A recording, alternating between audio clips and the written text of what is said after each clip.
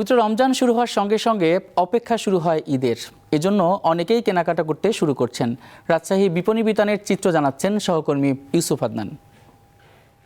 ঈদকে কেন্দ্র করে রাজশাহীর শপিং মল, বিপণী বিতান ও মার্কেটগুলোতে ঈদের বাহারি পোশাক আসতে শুরু করেছে।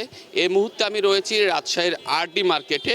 এই মার্কেটের যারা বিক্রেতারা রয়েছে তারা বলছে যে ঈদের যে সকল বাহারি পোশাক তা ইতিমধ্যে আসতে শুরু করেছে। তবে রোজার প্রতি রোজাতেই আজকে যেহেতু প্রথম রোজা এবং প্রতি রোজাতেই এখন নতুন নতুন ডিজাইনের পোশাক আসবে।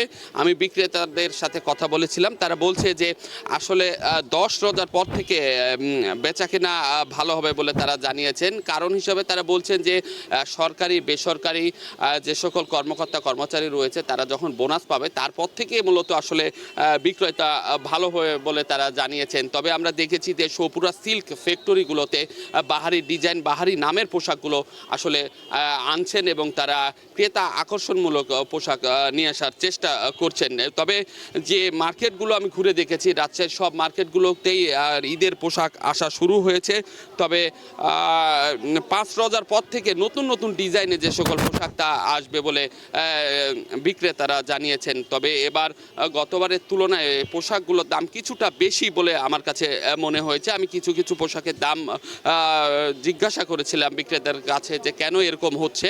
তারা বলেছেন যে আসলে সকল জিনিসের ঊর্ধ্বমুখী দামের কারণে আসলে পোশাকগুলোর দাম কিছুটা বৃদ্ধি পেয়েছে।